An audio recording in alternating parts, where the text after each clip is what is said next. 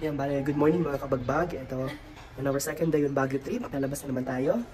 Nandito tayo sa may condo hotel. Ang Baguio City ay isa sa pinakakilalang lugar at tourist spot sa Pilipinas.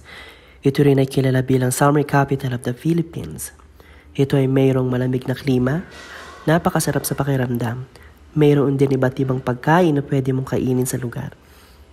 Marami ring iba't ibang lugar na maaari mong puntahan at pasyalan na pwedeng gumawa ng mga aktibidad. Mayaman din sa kasaysayan at kultura ang Baguio City. Malawak at malamig, mga pananim na gulay di na